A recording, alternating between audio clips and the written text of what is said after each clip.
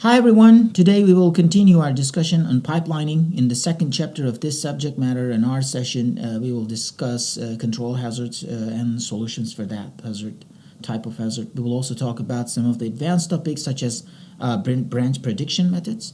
Finally, we'll touch upon the multicycle ALU operations, namely the floating point operations and its typical implementation with pipelining.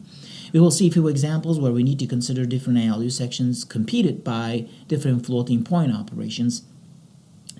Since integer ALU and floating point ALU are different hardware blocks in many architectures, we can get a fair amount of parallelism as well when we apply pipelining.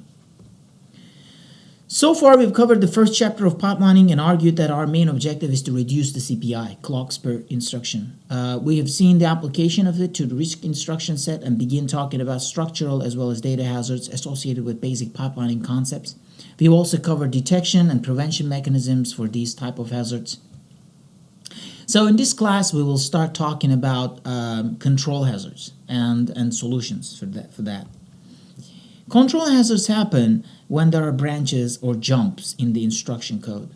We assume the pipeline microarchitecture allows two cycles to complete branch and jump instructions, and therefore, till the execution stage, the program counter value will not be updated.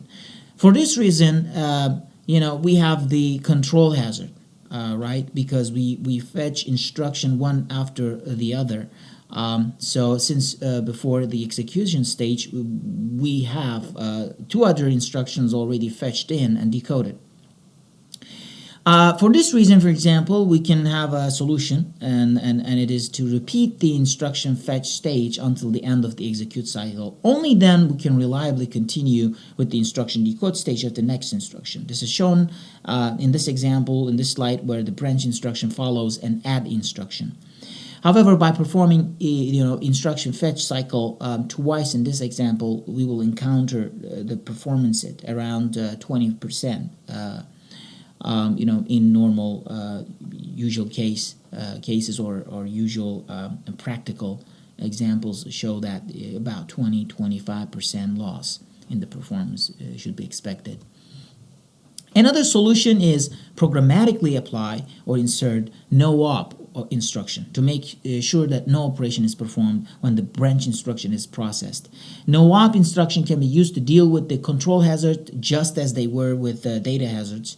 Note that our assembly code, we will have extra no op operations for every branch or jump instructions, and eventually no op solution will increase the time required to process a simple program. One of the things that catch an eye is that we assume the branch to be taken all the time when we insert all these no-op operations. In other words, although there might be branch instructions all around the program, some of them, or maybe a majority of them, may not be taken because we did not satisfy a condition, for example. In that case, no-op operations are useless and cause only inefficiency. So we need a better approach, and this approach is called branch prediction. Suppose we assume a branch is not taken all the time and fetch and execute instructions in sequential order. As you can see in this example at the bottom of this slide, there are three, and the fourth is actually located in the 19th memory position. But there are four instructions, and we would like to implement, execute all these instructions at the same time using pipelining. If you look at the first instruction, there is an R1. And let's assume that it turns out R1 equals to 0, let's say, and it's not detected until execute step, which is the ALU in the pipeline. At the end of the clock edge of the third cycle of the first instruction, if branch is taken, the program counter is set to 21 because it is 3 at that moment, and we add 18 to it to get 21. As you can see in that case, unless a corrective action is taken, instructions at second and third line will execute, although the programmer's intention was for them to be skipped. This situation is one of the form of control hazards. If the branch is taken, the instructions following the branch instruction need to be cancelled to erase the control hazard from the pipeline. Usually the cancellation is done by inserting bubbles into the execution and write back stages for these instructions. These bubbles have the same effect as two no-op operations, and hence the missing cycles and the performance penalty. However, if the branch is not taken and no ops are not in the program, there will be no delay or performance penalty. And assume further that only 5% of the program are branches. In that case, there might be huge performance gain using pipelining. Alternatively, if the branch comprised 95% of the program, for example, we could have assumed branch taken and designed the hardware accordingly to gain performance improvements. Realistic branch prediction algorithms is pretty important and fairly involved topic for getting increased performance. You can divide it into two categories, static and dynamic branch predictions. Static prediction works based on the typical behavior of the branch behaviors. For example, for looping, consider it to be a for or a while loop. We know that if branch is taken, it must be backwards. You have to go back because we need to execute a set of instructions again and again. So in that case, we can use predict backward branches taken and forward branches not taken. So using this such a expect a prediction, we can basically have probably 95% of branches correct, or we can predict them correct. In the dynamic prediction case, hardware measures actual branch behavior. For example, record recent history of each branch, and the algorithm will assume that the future behavior will continue the trend. When it fails, there will be some stalls occur in the pipeline, but the history is going to be updated to increase the chance of correct prediction for future branch and jumps. Implementation vary from one architecture to another. One of them is based on the memory of the number of previous branches on which the decision shall be based for the next branch. So it's cheaper, of course, to maintain information about small number of branches. Here are the details of the implementation. The memory, for example, may contain single bit to encode the branch taken or not taken. If the branch is taken, the bit is set to 1. If it's not taken, it's set to 0. The next time the branch instruction is fetched, we will know that the branch already occurred, and we can assume that the branch will be taken. If the branch is if branch taken bit is 1, we will make a prediction as such branch is taken. The main idea behind these simple predictors is to add some history, or on the branch taken and branch not taken, control hazard avoidance.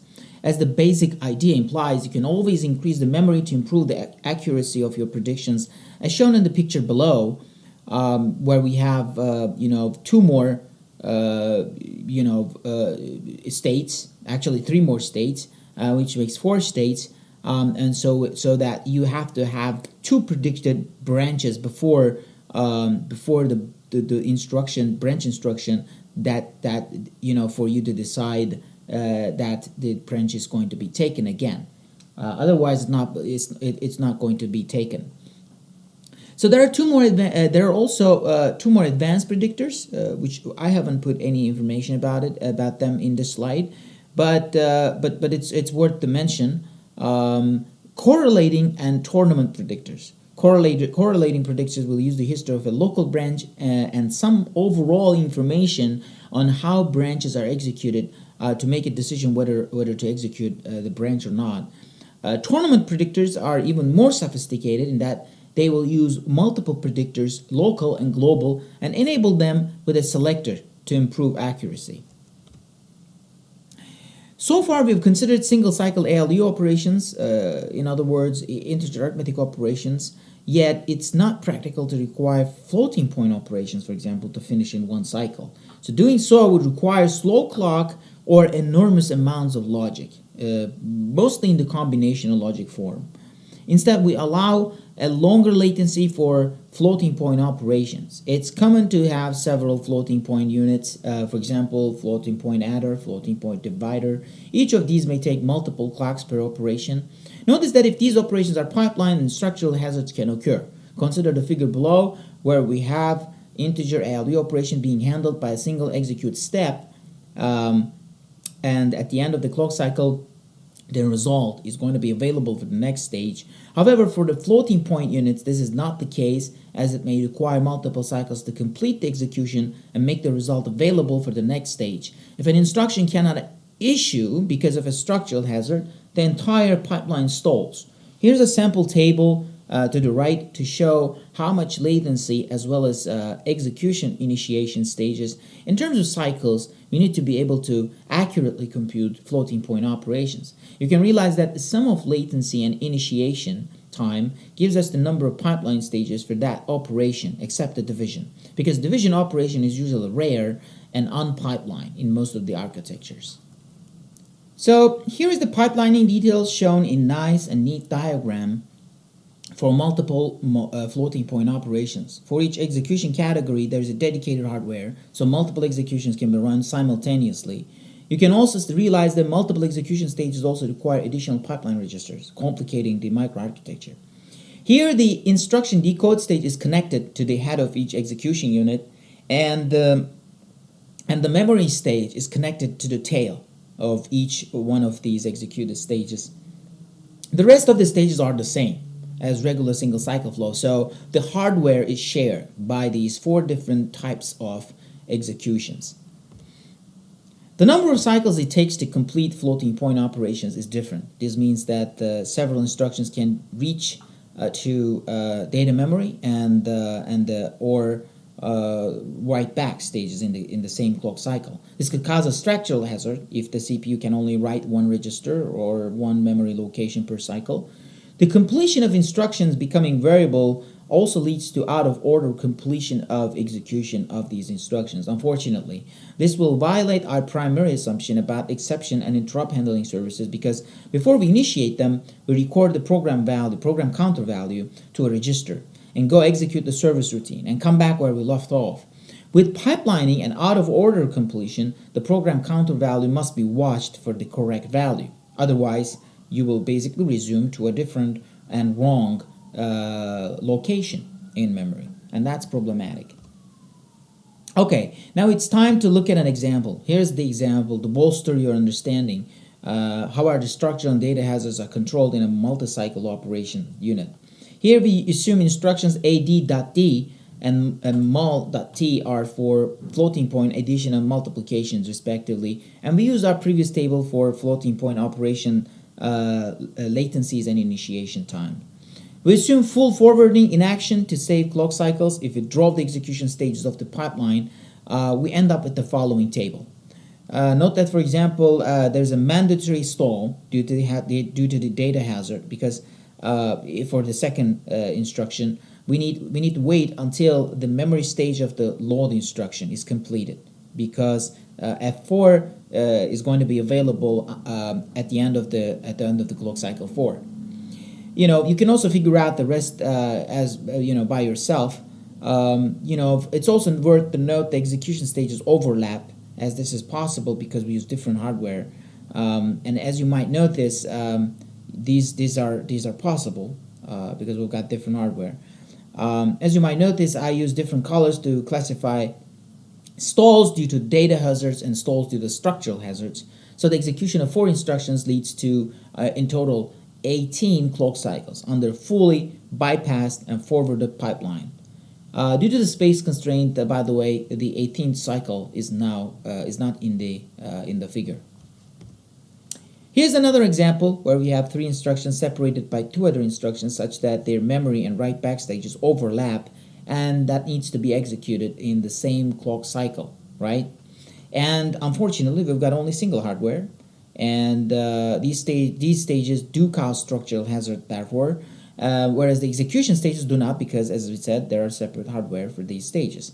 There are 2 solutions that comes to mind. The first option is to increase number of write ports, but this is going to be inefficient because these hazards, particularly the structured hazards, occur rarely, which means majority of time only a single port would be used. The other option is to insert bubbles or stalls into the pipeline, as we have seen before. So the question is, where would be the best to insert those stalls in the pipeline for add.d and load instructions? And it turns out it's customary to add stalls after the instruction decode stage. But in order to detect such a structural hazard, we need extra hardware that will check whether the instruction will write in the register file during the same cycle as other previously issued instructions that are being executed. With the bubbles in place in the pipeline, the final table will look like as shown in this slide. You can see that there are two forwarding because of the hazards. We've got two different stalls in different clock cycles, which makes the total number of clock cycles to be 13 instead of 11. Alright, so in this class we continued our discussion of pipelining and introduced advanced concepts such as branch prediction, which are used to improve pipelining performance. We also talked about multi-cycle execution operations such as found in floating point executions, and considered structural as well as data hazards, which may not happen with single cycle execution operations. We also covered a few examples to illustrate the idea of solving hazard problems in the microarchitecture. So thank you very much for your attention.